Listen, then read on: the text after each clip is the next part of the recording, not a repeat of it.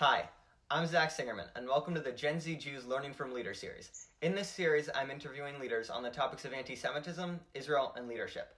Today, our guest is Kevin Rachlin. Mr. Rachlin is the U.S. Director at the Alliance for Middle East Peace.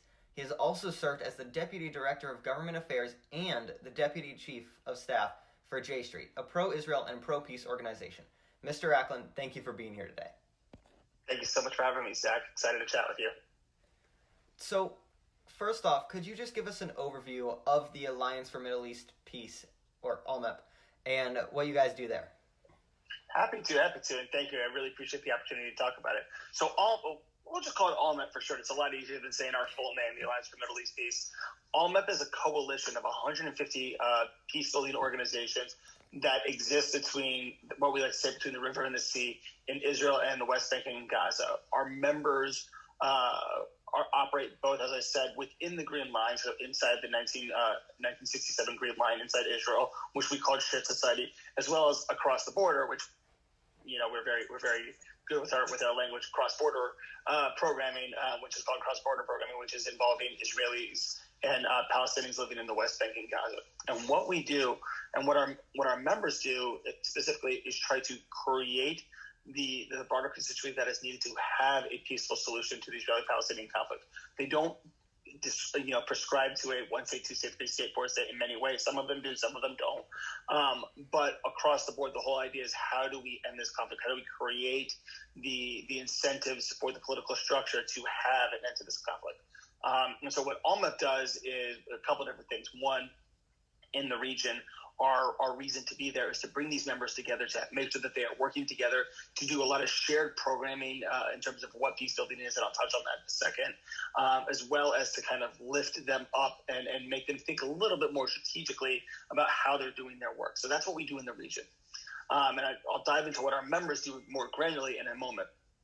Overseas, because obviously I live in the United States, we do two main things. One, we act as the voice of the peace-building community around the world. We try to elevate this sector as much as we can, because, as I'm sure all of you know, as well as you, I'm sure Zach know, particularly in the last couple of days, there can be some bad stuff coming out of the region. And I think that's putting it mildly of what is actually happening, and that's really unfortunate. And so when people around the world talk about this, and they think about Israel and they think about Palestine, what they think of are bombs flying, people dying, running in shelters, when in reality there's a whole group of individuals who are operating on the ground to try to encounter that violence, and more importantly, trying to push both societies towards a sustainable solution, whatever that is. And so it's really exciting to be trying to help them into elevating those voices here, both in the States and in Europe. And then finally is, obviously we are partially an advocacy organization as well as an educational organization. So we try to ensure that governments and private philanthropy know about these members and understand why it's in both the morally correct thing to do to fund them, but also in each country's national security interest to continue to bolster these membership, these groups up, and to support them. And so before I know you got more, I want to dive in a little bit deeper on something I mentioned earlier, which was what our members actually do.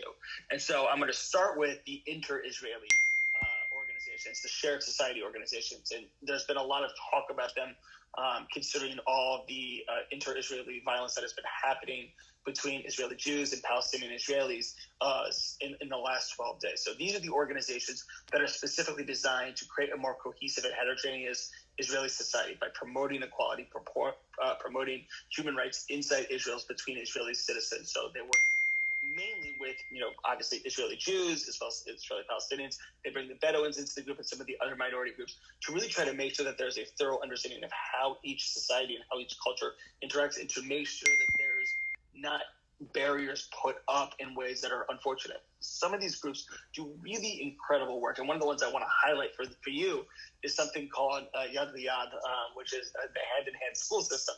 So, by no fault of its own, in many ways, just by the way the country was founded and how the villages and how people live, there is, in many ways, a segregated school system inside Israel. And that's, again, not anyone's fault. And this is something that the Israeli Ministry of Education identifies as an issue as well.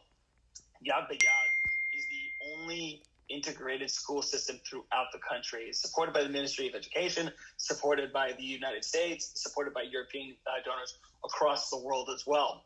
And what they do is they bring together, as you can imagine, Jews and Arabs into a single school system so that there is no separation, and that they begin to start to understand and know each other from a very early age. I'm sure you, Zach, you're in school right now. I know for me, when I was in school, which was eons ago, there was the ability to be with people who you didn't know by sitting at the same table with them, by having classes with them, hearing their shared experiences while you're in your class. It's really impactful, and it shapes the way you are for the rest of your life. I know for me, I was one of 44 Jews in my graduating class of 1,000. And so for me, that was being able to expose a lot of my classmates to what Judaism was, what my culture was really important to me. And this is a very similar kind of thing, is by you have to expose, you have to bring them together. And so that's what Yad V'Yad does. But in the reality is that there is a need that's not being met by the Yad V'Yad systems. They have a waiting list of 800 families that want to be part of the school system. And that's incredible when you think about it, but they can't. They don't have the classrooms, they don't have the facilities, they don't have the teachers, because each class is not only taught in Hebrew, but it's also taught in Arabic. So you have to have 2 teachers per classroom for every grade. And just think about that, starts to add up quite quickly. So we'll talk a little bit about why I mentioned the need in a second. The second type of organizations, which I mentioned, which are called the cross-border organizations. And these are specifically designed to bring together Israelis and Palestinians. They're a little bit more punchy in terms of how they operate. They operate mainly on the model of co-resistance, shared tragedy, as well as a lot more granular things. And I want to highlight an organization that is really near and dear to my heart, which is EcoPeace Middle East. So EcoPeace Middle East is an Israeli-Palestinian, Jordanian climate change organization designed to address the resource issues inside the West Bank between Israel and the soon-to-be Palestinian state. And things like water, power, salination, how each country is going to distribute those resources, how they're going to be used. In fact, they're right now trying to figure out how to take Jordanian solar farms and power West Bank cities using Israeli technologies. So it really is overlapping ways of making sure that each society meets with each other, each society has a relationship, so that they understand and that there's more of a granular level of who these people are, and they're better positioned to accept and deal with peace when it does come. And that is a fault that we in America kind of always look at, is that we want a peace deal to happen from the top up, from the leaders, when in reality it has to groundswell from the bottom. And so that's kind of Alma in a 10-minute nutshell, as much as I can. And just to give our viewers some clarity, this is being recorded during the ceasefire between Israel and Gaza right now. So if you hear references, less than 24 hours or so. Yeah. So at the end of 2020, the U.S. officially enacted the Nida M. Lawi Middle East Partnership for Peace Act into law. Could you talk about this act a little bit and why it was so important? Happy to. So to understand the Nida Lawi Middle East Partnership for Peace Act, I want to take you guys back to the founding of ALMA, because that's the real start of how this bill came to be. When we were founded, the whole idea was, as I said, we want to advocate for these resources for these members, because the theory of change was that if these members can become bigger and bigger and bigger, they will, in fact, be able to have more impact on the population. But we ran into a wall, because just pouring money onto anything doesn't help. So we took a step back and said, what is out there? What has been done in different conflict resolution in conflict societies that have addressed the changing attitudes on the ground and helped create the conditions for peace? Inevitably, when you talk about Israel and Palestine, you are always going to come down to 2 comparison conflicts: South Africa or Northern Ireland. It's just the way it is when you talk about this. And so I'm not going to talk about South Africa. I want to talk about Northern Ireland. And I want to take you back to even when I was a kid. So back in 1986, the height of what was known as the Troubles in Northern Ireland, which, for those who don't know, back before, Northern Ireland is now a relative peaceful place. But for hundreds and hundreds and hundreds of years, there was massive violence between people in Northern Ireland who wanted to separate and become full British citizens, or to unify the island into one nation. And that's been going on for many moons. And it reached a real violent peak, which was known as the Troubles, in 1986, when you had the Unionists and the Nationalists doing suicide bombings, stabbings in the streets, machine gunning people in the streets. And just to give you just a comparison, we're talking 500,000 people. We're not even talking a million. And the world at the time had basically said, I'm out, we're done. We can't do this. These leaders who are so entrenched in their belief that they are right are never going to change. But there was a push from the United States in a bipartisan way, led by Ronald Reagan and Tip O'Neill, that said, no, the leaders aren't doing this because there's no political incentive to do it. So how do we create that? Let's incentivize this by changing the dynamics on the ground. Let's empower the next generation. So what they did was they created what was known as the International Fund for Ireland. And this was $1 billion effort to grow civil society and economic development together at the same time. And more importantly, taking a long-term approach to peace building, which is really, it was very innovative. It was very new. And 10 years after that bill was put into law, 10 years later, we had the Good Friday Agreements, which ended the conflict in Northern Ireland. It has maintained peace there. Granted, a cold peace, but a peace nonetheless. It takes a long time to get some of those feelings, generations, to get those feelings out of the population and to understand that things are more copacetic. But Good Friday happens, and so we, being the good international scholars and individuals that we are, said, can we apply this model of an international fund to Israel-Palestine? And so we've been advocating for over 10 years on this idea for an international fund for Israeli-Palestinian peace. And we were happy that in 2018 we had the first version of that bill introduced, and that bill led to the Nita M. Lowey Middle East Partnership for Peace Act, which is the first step down that path in our eyes towards an international fund for Israeli-Palestinian peace. But what is what we call MEPA for short? We call it the Lowey Fund MEPA for short. It's just easier to say. So what is MEPA? MEPA is the largest single investment in peace building ever done in Israel and Palestine. And I want to stress that. The United States gives about $5 to $10 million a year towards peace building. And right now, that's the largest pot of money out there for these types of programming. MEPA is designed to bring $250 million into the space, $50 million per year, both in economic development and people-to-people peace-building activities, working together. And that should sound familiar because I just mentioned it a little bit ago about the International Fund for Ireland, and that's purposeful. So the whole idea is to invest money into these organizations and to dramatically scale them up to create the maximum amount of impact on the ground, while at the same time bolstering the Palestinian economy, because the whole theory of change is, as you're strengthening relationships between Israelis and Palestinians, one of the faults in the West Bank and Gaza is that there are no jobs. So you have to bolster that economy and give them the opportunity to try to lead normal lives. And that's really critical for any sort of solution that's going to happen. 2-state, 1-state, 3-state, 4, whatever you want to say. It's just absolutely essential. And so that's why this is so important. But what's even more remarkable about MEPA from the start is that it wasn't just a liberal thing. And I want to stress that it's when you talk about peace building, the natural inclination is that this is going to be some hippy-dippy thing, and it wasn't. And you had groups like, obviously, ALMEP, we were at the charge of it, the American Jewish Committee, the Jewish Federations in North America, AIPAC, J Street, Americans for Peace Now.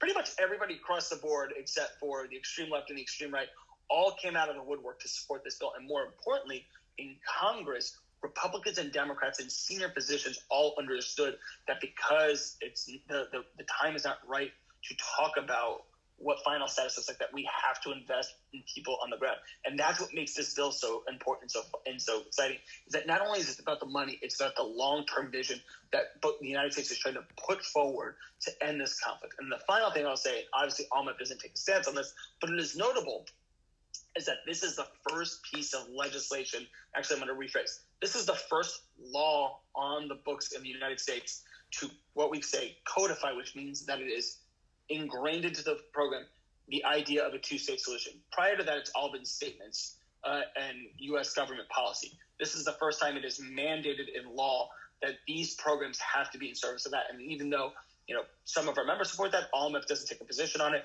it's really noticeable because that's a really big step for Congress to start to legislate towards a specific solution. That's really impactful. Mm-hmm. Now, as of now, there's a lot of misinformation out there about the Israeli-Palestinian conflict. What do you think the best way is to counter that? That's a loaded question. But a good question. So here's what I will say about that. The best way to understand more about the Israeli-Palestinian conflict is to ask questions and put preconceptions at the door. A lot of the times we get stuck in a viewpoint, and I know I personally have gotten into this myself, of being either too pro-Israeli or too pro-Palestinian, but at the end of the day, that's not the issue. The issue is, how do we end this conflict? And that's what's important at the end of the day. It's about giving the Palestinians a space to call their own and a state of their own. It's about Israel being able to live in peace and security. So to your point, it's, the best way to counter that is you need to educate yourself and do what our members do, is that you have to be able to see the other side of the conflict in a very robust way. It can't just be about your worldview, because there is another person on the side who in their eyes have been wronged one way or the other by something, and that is what's triggering them to do something else. And yes, things have done in the past, but that past does impact their future. And it's important to recognize what has happened there. But I think the biggest thing I would say to everybody is the best way to counter misinformation is to engage Israelis and Palestinians, not government officials, frankly, not diaspora like you and I. Like I'm Jewish, I'm an American Jew, and I grew up here. But the best way to understand is by engaging with Israelis, with Palestinians, and understanding why they think they do. And I think it's also important to not shy away of the human cost of what is happening in this conflict. And I'm obviously right now that is a big issue, just because obviously people are dying. But even beyond that, at what cost does Israel do X, Y, and Z, and at what cost does that mean to the Palestinians, and vice versa? With the Palestinian Authority essentially being, a non-entity for many reasons.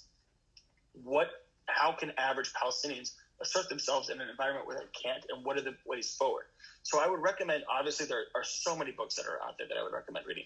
The biggest one I would recommend that I've found to be fascinating, because it gives a very unvarnished view of the War of Independence, or the Nakba, depending on who you talk to, is 1948 by Benny Morris. It's a very long book, probably not.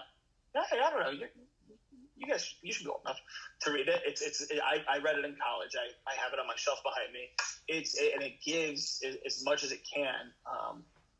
It tries to give an unvarnished view of what happened in pre-48, 48, and a little bit beyond 48. So to actually understand the founding of Israel and really understand what Arabs and Jews did during that time, and that no one's hands are clean in this conflict. And I think that's another thing we have to remember about the misinformation. A lot of it is done out of a natural instinct to defend.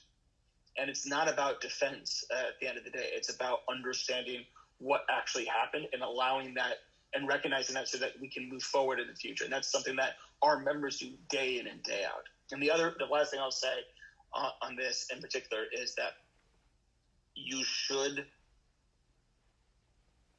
really, really look at the news sources that you're reading at. Personally, I go back and forth between Haaretz, J-Post, Times of Israel. And when I'm looking into Israel, Ynet is also pretty good. Also, Al-Quds from the Palestinian side. There's many different sources that are out there. And I would highly encourage you to read as many news outlets as you can about any given subject, because particularly right now, disinformation is rampant, and even propagandists in some ways. And it's important for people that are watching this, and for you yourself, understanding that it's important to get a wide view of resources and of good news sources to make accurate decisions and form accurate opinions. And just to wrap us up, is there anything else you'd like to say to Gen Z? I'm really happy that you guys are for Gen Z, for you guys to sit down and talk about this. I would highly recommend in the future that you guys bring in, and again, Almut is happy to work with you to bring in and have a conversation between Israelis and Palestinians for Gen Z. I think it's incredibly useful to have those conversations regardless of your age. I do it to I bring Palestinians to the States and have them speak to older synagogues, and it's great, but it's even more exciting to see Israelis and Palestinians having the conversations for students, because in many ways you don't get that. So I would recommend that. And the other thing is just keep being active. I think it's really critical to be, I was not political, nor was I interested in anything when I was in high school. I was into movies and I was into my friends, and that was about it. And to me, it's really inspiring that you guys are doing things like this, that you're trying to learn about what is happening in the region and about other things all around the world as it relates to anti-Semitism and about leadership. And the last thing I would say is you should start thinking now how you want to be impactful, what I mean by that is college is one thing, but really just trying to figure out if you are passionate about this issue, and if you are passionate about engaging in Jewish communal politics, you should get started now. Go to the region, go, and don't just do the typical thing where you go to a kibbutz or Tel Aviv or something like that. Get your hands dirty. Go into the West Bank. Go into Haifa. Go into the Negev. Actually see what is out there, because I think for everybody, myself included, because I didn't do this until I was 21, I found that to be a massive gap in my education, particularly my Jewish education, was the fact that I wasn't exposed to Israel. And Birthright was fantastic for me, and I loved it. I went on the ultra-Orthodox Birthright trip, and it was a delight. But, being there I was there in 2006. The first time I went there was in 2006 at the height of the Second Lebanon War. And that was incredibly clarifying to me to see what was actually happening and to see the population and how they're reacting to this. So I would encourage everyone in Gen Z, get over there, see what's happening, get outside your comfort zone. I think that's the other thing is just push yourself to feel uncomfortable, because that's good. It's positive. Well, thank you so much, Mr. Rachlin, for coming in and speaking with us today. Absolutely. Thank you, Zach. And if you have any other questions about AllMep, you should feel free to reach out, and I'm happy to answer them. Well, thank you so much. Bye.